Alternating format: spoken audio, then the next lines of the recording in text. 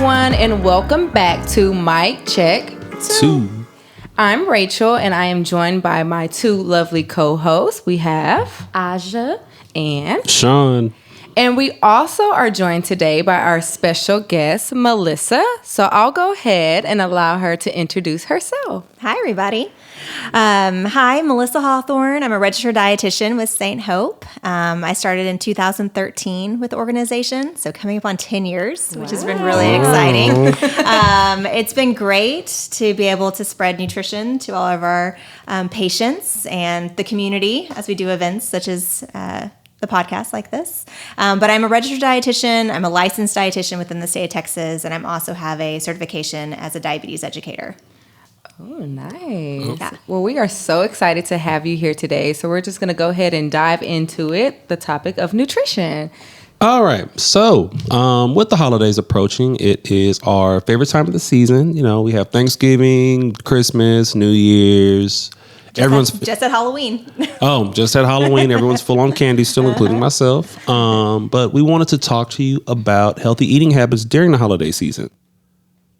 Yeah, it's a high time of year. Usually you stay away from me during the holidays. So they don't want to talk to the dietitian. But actually, it's the most important time to talk to your dietitian to stay on track. So we don't have, come January, all these New Year's resolutions where we're scrambling trying to get to the gym or going on these crazy diets. So I always encourage people to reach out to the professionals during this time of year so you're not so far behind come January.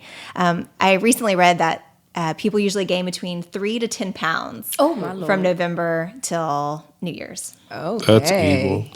So how can we avoid gaining 3 to 10 pounds in less than 3 months? So any tips for like healthy eating, like portion control? I know that's a big one. Sure. So I have a few tips. One I would say, since we just had Halloween, is try to get rid of the Halloween candy.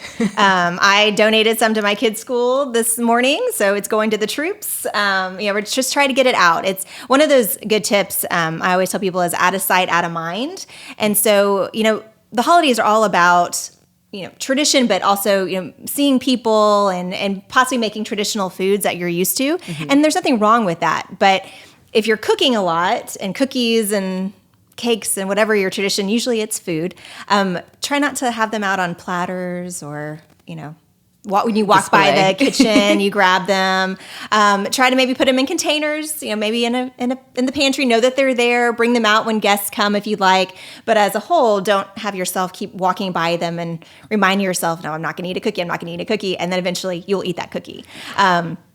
So with the Halloween candy, same deal. Let's just kind of move it out and just be mindful of what's on your counters or what's in the lounge at work or all those things. Be very mindful of what you pass by daily. So that's one tip.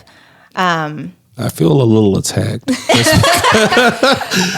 I was going to say that's a really good point on just tip one. Really good point, because I'm not even a candy eater, but my baby went trick-or-treating, of course, and I've already devoured like 6 pieces of candy. I don't even eat candy. Why you ate the baby candy? I know. Oh, I know. Okay. Everybody that knows me at Sugarland knows I do keep a very full snack drawer to my side. So you're part of the problem. Okay. What's tip number 2? Okay. So back to the fact that it's the holidays and, you don't need to feel like you're on a diet during the holidays. No one wants to feel that way. And it's important. There are a lot of traditions and it's such a wonderful time of year. So I always tell people be specific with what you're going to splurge on. Like just don't eat stuff just because it's there. Like if there's a certain fudge that you make every year or some that you get as a gift, then sit down and enjoy that, right? Don't just eat the chocolate chip cookies because they're there. Mm-hmm. When it comes to the Thanksgiving feast, right? There's lots of options that you can choose from. And I always tell people, be choosy. Choose the things that you really want. And I always ask them, okay, what's your favorite thing? Aja, what's your favorite thing for Thanksgiving? Macaroni and cheese. I am there. As soon as it's out the oven, I want the first scoop. Okay. What are some other things during that meal that you probably could pass on that you might get every day that it's not that big of a deal? Definitely can pass on. Don't kill me. Green beans. I just don't feel like it's the traditional, okay, I eat green beans all the time. I can really skip that. I'm not making mac and cheese all the time. My mom does that. My aunt does that. That's her special recipe. So I'm not making it. So when I see it, You gotta have it. Okay, that's fair. It's totally fair. So when I work with my patients and I'm like, okay, let's think about the plate, like what we're going to do that day. I always tell people first, don't ever show up to the meal hungry. Okay. So thinking about what time the meal is, if it's, maybe a late lunch or something, okay, we'll have breakfast in the morning or have a small lunch and then go to the dinner. Everyone's like, but I'm going to overeat. I'm going to eat all this pie and mac and cheese and these things. I said, that's cool. You might do that. But I promise if you eat something or the day, you're not going to be starving when you get there, and you can still enjoy the foods you want to, but you're not going to overeat or overstuff yourself because you're so starving when you walk into that party. Oh yeah, because dinner's not ready till about 7 o'clock, and you try to have an empty stomach for that. So that's a really good point. Yeah, that's when you stack the plate up real high, right? About that high, and the plate's right here, and then you're miserable afterwards. That's right. This is breakfast, this is dinner proportion. Yeah. So just eat normal. Be conscious. Don't totally throw it out the window during the day, but that way you're ready to go for the mealtime. And when you make your plate, I always tell people envision the plate. Now, if you're not going to have green beans, that's okay. But I would say bring something that you know is a healthy choice, because you can't control everyone at the table, right? I mean, people are going to be eating different ways. It's not your job to be like, oh, no, we're not eating those things. So if you feel that maybe they're not the best healthy choices with your family or friends, then you bring something that you feel comfortable eating or want to contribute to the meal. Usually the host will take you up on that, because that's one less thing they have to bring. Okay. So maybe if you don't want green beans, maybe, I don't know, Brussels sprouts or a salad or something different that might be more festive if you want to try a new recipe. And when you make your plate, make half the plate vegetables. I feel attacked again. And the other part of the plate, okay, stay with me. The other half of the plate, give some protein, and then you pick your starches that you want to choose, that are your favorite starches for that. Okay. So not all the plate starches, which, the stuffing, the mac and cheese, the mashed potatoes, the rolls, there's lots of starches. So be choosy on those. And that way you can have more of a balanced plate, but still enjoy the foods that you like. Now, I do have a question. When you say your proteins, we do have a habit of packing on the seasoning for proteins. So like the hams, I know it's full of salt sometimes, and then your turkey has all the Cajun seasoning or what have you. Is there a specific amount, like when people are preparing their proteins, that they should be mindful about? Yeah, the turkeys are hard because people will brine them, or if they're, the frying them, they'll inject them with things. So they are going to be a little bit higher in sodium. That's why if you can balance out your plate with more vegetables, then it's a little bit easier. But if you're preparing the proteins, if you can cut back a little bit on some of those ways that are higher salt intake, then that's fine. But again, if you're not eating large portions of it, a small portion won't be that bad as far as that highest sodium for the whole day. I think our key word for this episode is going to be balance and attack. And attack. Because we all struggle with a little bit of balance. Yes. Yeah, I was a little taken aback about half a plate of vegetables. So I'm going to try it, though. It sounds doable. But it would definitely be a challenge, because you're not saying don't eat it, but you're saying proportionate. So like maybe if I do macaroni one day, 1 scoop of macaroni, not 4. That's right. And then maybe tomorrow, then I can do like the mashed potatoes, like balance it out, like not all on one plate. That's what I'm hearing. Right, from the leftovers. Yes, sure. That's fine. Okay, yeah. I can do that. So I know we're talking about holidays and in eating, but this could be a stressful time for some people. So are there any tips to like avoid stress eating? Stress eating and emotional eating, it can happen anytime, but definitely during this time of year, just because there's a lot of pressure and there's a lot of things, lots of people coming together could cause some more stress too. Right. A lot of people, when they're going towards that emotional eating, the food is just the outlet. It's not that they're wanting to eat all that food or that they're just hungry or they're not thinking about it. It's that whatever is causing the stressor, they're looking for some type of calm or comfort. And a lot of people do turn to food because it gives them that calm or fill that void. And so if they're not already speaking with a therapist, I encourage that they find a therapist to talk things through to figure out that problem that's resulting in the overeating or the stress eating. Because if we don't solve that problem, then the stress eating will never go away. And then obviously trying to deal more productively with dealing with stress maintenance, as far as exercise is a great one. It's always great if you're stressed, go for a walk, but that's not always the case or couldn't happen.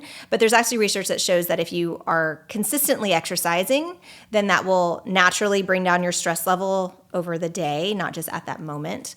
So If you can stay consistent with your exercise over the holiday season, that's a great one to keep your waistline in check, and then also help with the stress. And meditation, having a social support system, someone that you feel that you can call when those moments start building up, and try not to go to food for that calm and comfort, but for people or exercise for that support. Okay, so let's just say I don't follow the mac and cheese rule, and now it's the beginning of the year, and my jeans don't fit. I know there's a lot of diets out there. There's keto, there's a military diet, there's all these diets that people are like, oh, you can lose 20 pounds in 2 weeks. What are some diets to avoid and some myths about all these crazy, erratic diets out there? There are lots. There are thousands, and there are thousands of books. And the reason they are is because people try them and they get off of them. Sometimes it works for people, sometimes it doesn't. And my advice for people is try to find an eating plan that you can do longer than 6 weeks. That's not a fast diet type plan, because a lot of times if you do those and you lose the weight, which is great, typically, if you don't really learn from those or can keep something up like that, then you're going to gain that weight right back. And then that doesn't do anything as far as health besides maybe get you in your jeans for a few weeks and then you're back out of them. So really, so finding those red flags, like the 20 pounds in 2 weeks would be a red flag. Restricting too many food groups, I find, is a red flag. Yes, people can do that for a short time, but it's not a lifestyle change. And I try to teach people how to do a lifestyle change program. So again, balance is important, but it's hard for people, and people like more rules and rigid lines to follow in the beginning. But then at some point, you've got to find a way to have that gray area where you can enjoy your foods, but still eat healthier foods that are. I have like all-time kind of foods, and then sometimes foods that you can follow. So some diets work a lot for other people, some don't work for them. And so I try to get out of the diet mentality and try to work within a parameter. So, if people have a hard time digesting carbohydrates, or they're finding their blood sugar spiking, or they're kind of addicted to sugar, then we try to cut those back. But we don't have to totally eliminate them, as some diets do. So Aja did mention myths. So just a myth buster. I want to know if it's true or not. They say to drink a bottle of water before each meal. Would you agree with that? I guess to kind of help curb the hunger. Have you heard that before? Drink a bottle of water? Yeah, I heard that. I heard it's to see if you're really hungry or just dehydrated. Right. So it goes kind of to the dehydration part. Okay. In two ways. Sometimes it also helps fill up the stomach, so people will eat less. But most people I would say most people are dehydrated during the day, especially in the South when we're sweating a lot more than people up north. And so the goal is to drink about half of your body weight in ounces a day. So if you're 150 pounds, you need about 75 ounces of water a day. So again, like I said, most people aren't keeping up with that number. And so if you're going a while and you're dehydrated, dehydration also feels like hunger. You can get really tired, kind of lethargic. You feel like you need some sugar or some caffeine or something. And really, you may just need some water. So that is where the trick comes in, where, hey, before you go anywhere, drink a bottle of water. And usually that feeling will go away a little bit more, and you won't overeat. What did we say, Sean? Attacked? I feel attacked. I like that, because those people who it's about time for my Coke, my coffee. Yeah. Now drink the water first. You're probably just thirsty. That makes sense. Because I have a craving. I'm not going to lie. So I have a craving at least once a day. I have to have a Dr. Pepper. A real one? At least one. Because if not, like, my mood is just awful. So could that possibly be related to it? Because I try to balance the soda, but then I also have like the little gallon jug, everybody supposed to carry around. So I'm trying to push myself to that. Would that be okay if I'm drinking a lot of water, but then I still have that one soda a day? A day? So a day. Don't judge obviously me. Depends on everyone. Soda's not something I would recommend you have, right? But one is better than 5 in a day, right? So if you were at 5 at one point and you're down to 1, I'd say bravo, that's a good job. The one thing I would look at, though, if you're craving a Dr. Pepper, I would look at the time of days that you're craving it, okay? So I recommend people eat about every 3 or 4 hours. So if you're craving it maybe 2.5 hours after you've eaten something, it could be that you're actually hungry and your body's craving sugar. So you actually may need to eat a snack. And that's also when you're working out. A lot of people will say a good way to lose weight is actually to eat more, but you'll want to proportion and do like small meals throughout the day. Right, because if you're eating every 3 to 4 hours, you're not going to eat these massive meals. You'll eat smaller meals, and then your body digests them, and then about 3 hours or 4 hours later, you're like, oh, I'm getting hungry again. So then you have another small meal or snack. So a lot of times if people are craving sugar around mid-afternoon, around 3 or 4 o'clock, that's snack time. Okay. I just want to point out that Sean tried to clean it up with the word balance. So I did try to clean it up by saying I drink a lot of water. I drink a lot. I It's very true. I do recommend. I tell people like if they want something else to drink, I'm like, okay, try to get your water goal in, and then if there is some room for something else, then you may have something else. But I want to make sure you get your water in. Okay. So we did mention a lot about sugars and maybe needing that. So I just kind of want to know why it's important for a patient, especially a patient with diabetes, to see a nutritionist. Sure. So diabetes, obviously, it's a chronic condition, and people can improve their diabetes, but they'll always be more sensitive towards carbohydrates and sugar. It's important because dietitians are nutrition experts, and we're trained on how to treat people with diabetes as far as what foods they need, the amounts that they need. Now, depending on the severity of, some people are insulin resistant, maybe they're pre-diabetes, or maybe they have history of diabetes in their family. You may not need to reach out to a certified diabetes educator. You could reach any dietitian. We're all trained on the basics of that. If you do have diabetes and you're dealing with medications and maybe it's out of control, then I would reach out to someone who is certified in diabetes. As a dietitian, there's also nurses, but the dietitians do know more about the food part and then handling and how to counsel on that front. So that's why it's important to seek somebody, not just Google or someone in the gym, on what to do with your diabetes. Yep. You can still have carbohydrates when you have diabetes, by the way. Okay, that's good to know. Mythbuster, number 2. Yeah. And even with, I know I was reading on CDC that nearly $173 billion a year is spent on healthcare just to deal with obesity and things of that nature. I know a lot of people are trying to lose weight, and we look at BMI a lot. And I know a lot of trainers and things, if you start going to the gym to exercise, they'll start looking at BMI. Could you kind of go into that a little bit and explain BMI and what would be a typical goal target? Sure. So BMI stands for Body Mass Index. And that, simple terms, is basically they look at your height versus your weight, and you get this nice little average number. And so BMI is, there's a chart, and if you ever went to the doctor's office, you'll see the chart. And so where they want you as a healthy weight for height is the number between an 18 and a 24. That's healthy, normal. And so that in that range, they've shown that people have less risk for chronic diseases. So that's why the doctors like you to be in that range right there. Insurance companies like you to be in that range. The government likes you to be in that range, just so that you're, again, less risk, less medical issues, money going towards you as a risk for higher disease. 25 to 30 or 29 is considered overweight. You have 30 to 34 is obese, and then above 35, you're morbidly obese. So you have much higher risk for chronic illness and comorbidities as well.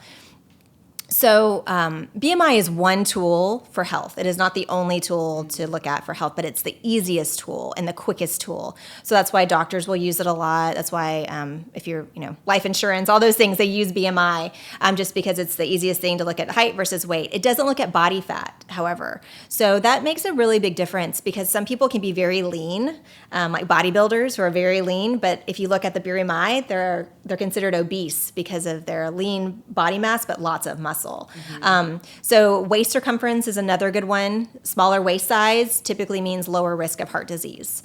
So they don't want the apple.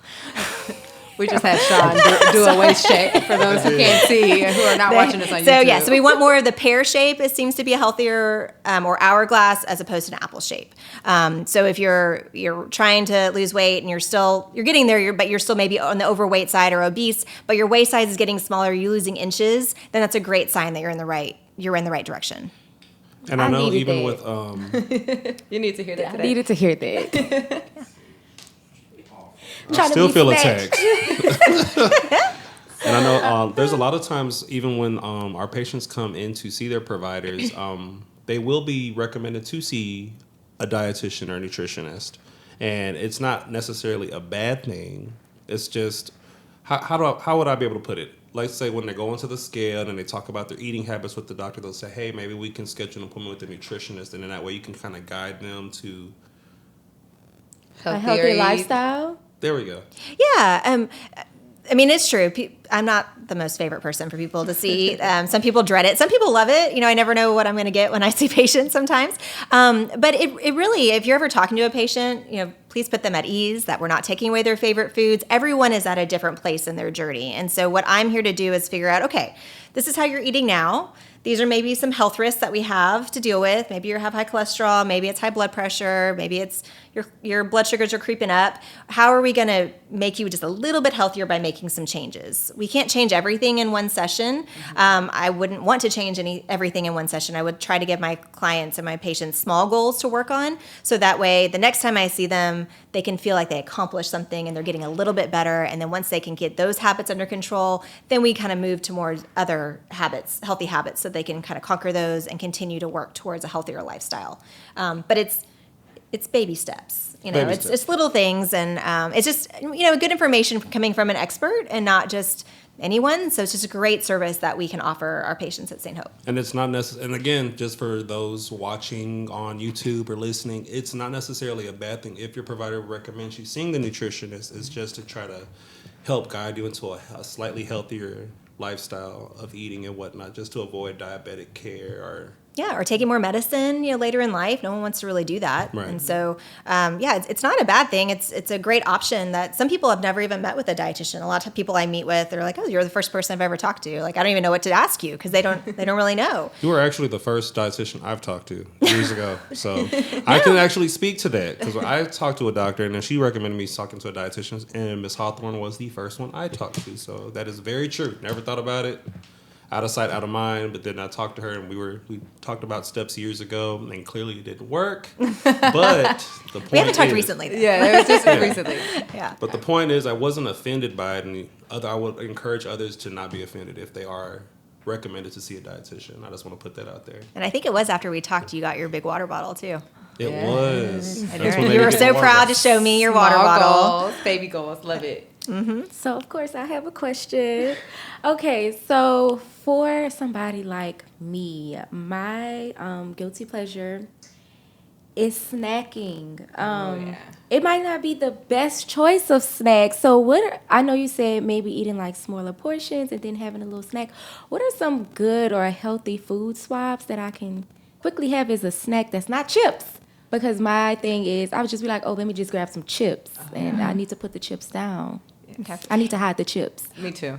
Come get my Well, chips. yes, there's certain foods that you might be more tempted than others. So some things may need to be hidden for a little bit. So when you open the pantry, it's not the first thing you see, right?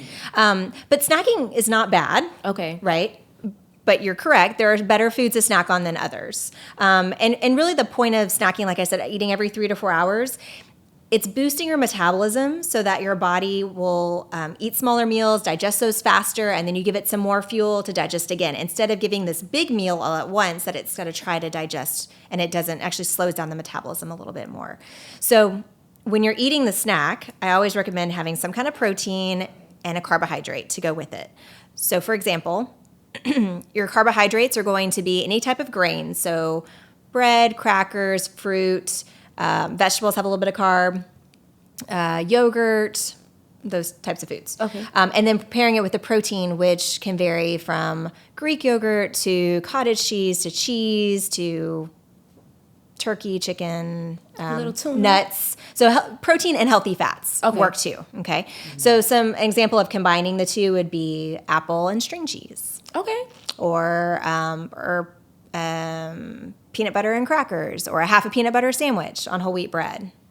Okay. And if you want something crunchy, you can do something like popcorn and a piece of cheese. If you want that salty, crunchy part, or some crackers. And so if you're finding yourself, I always ask people, are you salty, crunchy, or are you sweet?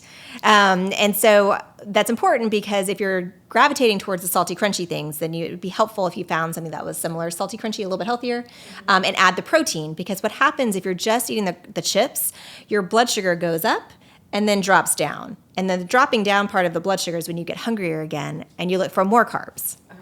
There you go. just brought And you it want full more circle chips. for me. Like, I There you got go. an aha moment with my chip eating. 'Cause- So if we have the crackers with the cheese is the protein, a little bit of fat. Protein and fat take longer to digest. Okay. Okay, so when you have them together, the blood sugar doesn't go as high. It levels off in your stomach for a little while, slows the digestion, and then gradually goes down.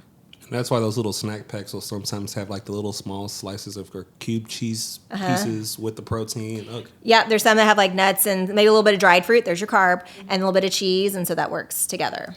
Okay. Yeah, it's all that combining. It's that combining of the foods is a big difference, and that's something that you can learn from a session with a dietitian. It's time for me to book. Yeah, how can I need to book? book. Can you let our listeners know how they can speak with you here at St. Hope? And we do also have another nutritionist on staff as well. Yeah, so Christina Morales is the other dietitian, and so since 2020, when the world shook up a little bit, we started telehealth, and so I'm telehealth. Christina is in person and telehealth. So we found that it's really convenient for those who just want to log in on their lunch break or in their comfort of their home and speak with the dietitian without having to come in the clinic is great. Obviously, we do have that in-person option as well, because that's still really important and those people feel more comfortable. Happy to help in either ways, but it's been wonderful because we can reach people in all different areas of Houston and beyond if you really want and desire to have nutrition help. So the way to schedule, there's a few ways. If you're a new patient, you can get online on our website and chat with one of our schedulers. That's an easy way. There's also 2 numbers to call, which I'm going to read them off because I can't remember them. It's 281-779 8705, and the other number is 713-337-4673. If you're an established patient, you can obviously, if you're at the clinic, you can ask to make an appointment, very easy. If you're already a telehealth appointment, there's the Helo app that we use, and you can schedule through the Helo app. So that's nice. So you don't need a referral to see a nutritionist. It depends. Okay. A lot of times, sometimes you do, but it depends on your insurance. You may not. But Yeah, because so- I'm a specialty appointment, you usually do. Yeah, sometimes so if, for our insured patients, if you do have like HMO plans, you may need a referral from your PCP if you are not from St. Hope. So just talk to your PCP and let them know, hey, I would like to see a nutritionist. And if you would like to schedule with Ms. Hawthorne or Ms. Morales, just get the information and they can actually write you a referral, fax it over to us, and then we can get you scheduled in. Yeah, super easy. I think it's time for me to make my appointment. Let's be honest with myself. Yeah. This was very informative, though. Like, I'm like, oh, that makes sense why I'm always hungry, or I need to snack a little bit more healthy snacking for sure. So, very, very good informative. Some takeaways. Let's put the cookie dish off the counter. Yes. You know, every time you walk by the kitchen, you're not sticking your hand in Tempted to get the cookies, yes. Donate the Halloween candy. Baby steps, baby steps. Okay, half of the Halloween candy. So the Halloween candy, I would say, let's pick your favorites. And then get rid of the rest. Favorites. That's the thing. You got to pick your favorites now and get rid of the rest of it. Favorites. And then you can enjoy it. Okay. Favorites. Pick your favorites, because you know, like you want to eat everything under the sun, and Yeah, then that's just not Did good. you see it all? Okay. So, But definitely enjoy the holidays. Like, it's important to be with people and to have those traditions. But the problem is there's frequency. Like, how many parties do we have, or how many get-togethers do you have? So it's really important when those occasions occur, you need to keep track of how many times we've had a few more desserts, or have we been exercising regularly too. So it's really just keeping our body and mind in check over the holiday season. Because I could think of 3 offhand. You really have the real Thanksgiving. You have your Friendsgiving. work giving. Then you have your work giving. Yeah, That's it's a why lot. New Year's resolutioners are always packing out the gym the first 2 to 3 months because Yes. they're trying to work It's off that horrible. holiday weight. Yes, So- there's so many people. I really do like the point that you made about just lifestyle changes, because sometimes it's not always about like losing weight and things of that nature. Everybody's like dealing with different stuff like emotional eating or stressors. So I really do like that you're more focused on lifestyle changes. So I just wanted to make a point that I really do enjoy that part, because everybody deals with different things. So Yeah, everybody eats differently. So. Yeah, weight loss is is a result of healthier eating and a healthier lifestyle. Right. Right. So, but there, people who still may be overweight still may have, you still can improve your cholesterol numbers. You can still improve your blood pressure, and your blood sugars can go down, even if you're not at ideal weight just yet. Mm-hmm. So it's important just to start eating healthy and start exercising and having those behaviors become habits. And eventually, you'll get to a weight. And again, those are what some parameters say. Not everyone's going to fit right in that bubble, but we do want to look at all the other health factors that are coming into play, which is blood work. So making sure you keep up with that with your doctor is really important too. And you keep track of those things as well, don't you? It's like when the blood work comes in, you'll go and look at the sugar levels and everything and make sure. Yes. So when I see patients, I definitely look at their labs, and hopefully we have current labs to look at, and that's always helpful, and just to see where they're at. And if they've spiked up, then that's a conversation we have as to why. Like what's going on. I'm like, oh yeah, I got off track, or I changed jobs, and those are life things, and so we just have to learn how to deal with them and find a new normal if this is a new lifestyle change for you, and not food wise, just in general. And then you have to find that new normal and keep going with the new exercise routine. Maybe it's not what you used to do, but let's just try something that you can stick to, and again, eat healthier and overall keep the especially over the holidays, keep your weight in check and keep your mentally in check. I think you'll be better by come January and won't feel like such a frazzled mess with with your food and everything else. It just keeps everything balanced there. Let me start now. Let me start today. And I leave here today. But Melissa, it has been such a pleasure to speak with you. I'm glad to know you are not a drill sergeant. Yes. You told me I could have my scoop of macaroni and cheese. I did. So you are good in my book. with your vegetables. With my veggies. Let me not forget my veggies. Half a plate of veggies. Add the plate. Yeah, I'll do my greens. The green beans is just not hitting for me. Find another vegetable that entices you. That's fine. Okay. So, do you have anything else that you would like to inform the listeners? Anything that you feel like they should just know, or anything that you would like them to walk away with? I think we touched on a lot of things. I would just, if you have the opportunity to meet with a dietitian, I would just take it up on her and see what they have to say. You might find just one small tip that maybe you could be doing better, or because sometimes it's hard when you're doing the same thing over and over again to get out of your bubble and figure out, oh yeah, I probably could do that, or there is a easier solution, because you hear about these extreme diets and they're just so daunting for people to do, and like, I just can't do that, or I can't give up all my carbs, I can't do those things. But you may not have to. There may be some simple things that you could do. Just to do one small change can eventually lead to big results, but you just have to start somewhere. Yes, because I cannot do intermittent fasting.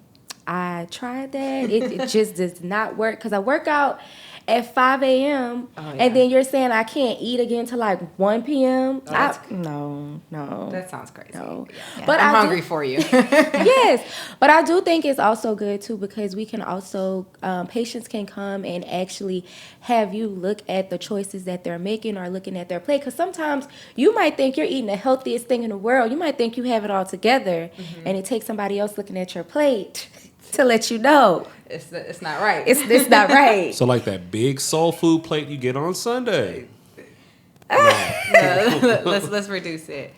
Okay, well, like Aja said, it has been a pleasure, and we are so happy that you were able to join us today. I hope everybody walked away with a little bit of more information about nutrition and know how to schedule an appointment here at St. Hope. So we look forward to getting some healthier holiday habits. Triple H. Yes. You see what I did there? Okay. So we would like you all to join us next time for our next episode. And don't forget, if you have any questions or concerns, you can always find us on our website at www.offeringhope.org. You can speak with a chat representative, or you can just call in to book an appointment. And so we want to thank you all again. Thank you, Ms. Hawthorne,